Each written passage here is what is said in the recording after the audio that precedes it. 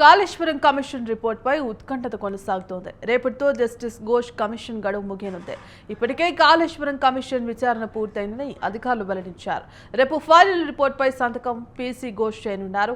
August 1 లేదా 2న ప్రభుత్వానికి Kaleshwaram report అందే అవకాశం ఉందని కమిషన్ అధికారులు తెలిపారు. ఇక కమిషన్ గడువును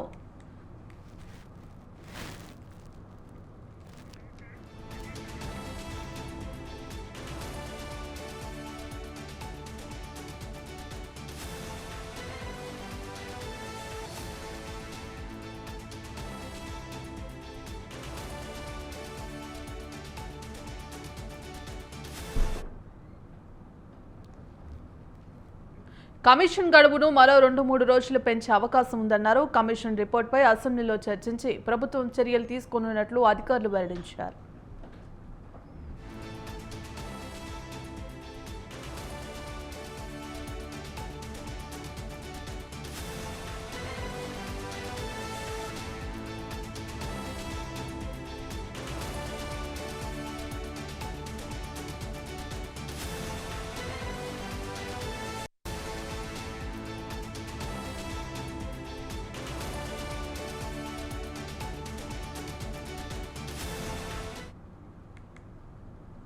కాళేశ్వరం కమిషన్ రిపోర్ట్పై ఉత్కంఠత కొనసాగుతోంది. రేపటితో జస్టిస్ ఘోష్ కమిషన్ గడువు ముగియనుంది.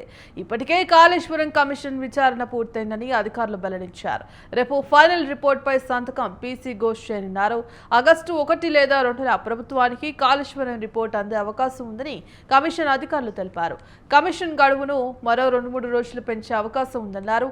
కమిషన్ రిపోర్టుపై అసెంబ్లీలో చర్చించి ప్రభుత్వం చర్యలు తీసుకోనున్నట్లు అధికారులు వెల్లడించారు. ఇందుకు సంబంధించి కంప్లీట్ అప్డేట్స్ మా కరెస్పాండెంట్ సవీన్ అందిస్తారు.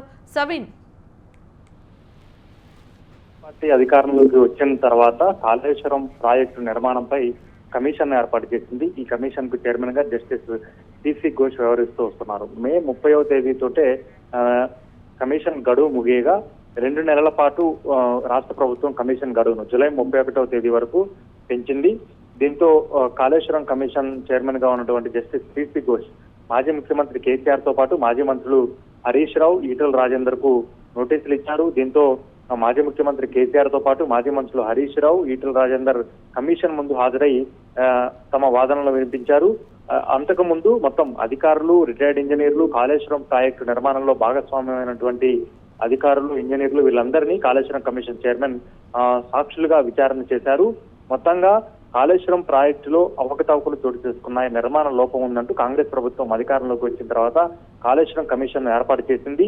ఈ కమిషన్ గడువు మే నెలాఖరుకు ముగిసినప్పటికీ 2 నెలల పాటు పెంచి జూలై 31వ తేదీకి పెంచింది. దీంతో రేపటితో కాళేశ్వరం కమిషన్ గడువు ముగియబోతోంది. దీంతో ప్రభుత్వానికి కాళేశ్వరం కమిషన్ రిపోర్టు అందజేయబోతోందనే చర్చ పెద్ద ఎత్తున మొదలైంది. ఒక ఉత్కంఠ కూడా నెలకొందని చెప్పుకోవచ్చు. రిపోర్ట్ లో ఏ అంశాలు ఉంటాయనేది ఇక్కడ ప్రధాన చర్చగా జరుగుతుంది. అయితే కమిషన్ గడువును మరో 3 నుంచి 4 రోజుల పాటు పెంచి ఆగస్టు 1వ వారంలో రాష్ట్ర ప్రభుత్వానికి కమిషన్ నివేదిక అందించే విధంగా ఏర్పాట్లు చేస్తున్నారు. మరోవైపు అసెంబ్లీ వర్షాకాల సమావేశాలు త్వరలో ప్రారంభం కాబోతున్నాయి. అసెంబ్లీ వర్షాకాల సమావేశాల్లోనే ఈ కాళేశ్వరం కమిషన్ చైర్మన్ ఇచ్చినటువంటి రిపోర్టును అసెంబ్లీలో ప్రవేశపెట్టి ఆ తర్వాత కాళేశ్వరం ప్రాజెక్టుకు సంబంధించి చర్యలు తీసుకునే అవకాశం మాత్రం ప్రభుత్వం వద్ద ఉన్నట్లుగా మనకు తెలుస్తోంది. అయితే ముందుగా ప్రత్యేక అసెంబ్లీ సమావేశాలు పెట్టి కాళేశ్వరం కమిషన్ రిపోర్టును అసెంబ్లీలో చర్చించాలని ప్రభుత్వం భావించినప్పటికీ ఇక అసెంబ్లీ వర్షాకాల సమావేశాలను తప్పక నిర్వహించాల్సి ఉంది. కాబట్టి అసెంబ్లీ వర్షాకాల సమావేశాల్లోనే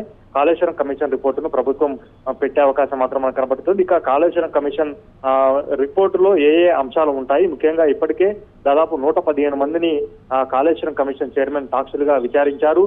అందులో రిటైర్డ్ ఇంజనీర్లు ఉన్నారు, ఇంజనీరింగ్ నిపుణులు ఉన్నారు, ఇంజనీరింగ్ సాగునీటి రంగానికి సంబంధించిన మేధావులు ఉన్నారు.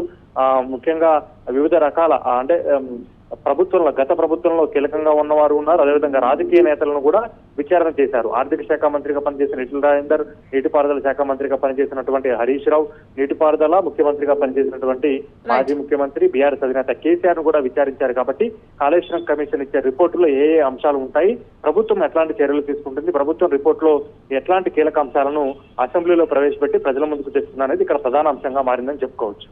Right, thank you Sabeen.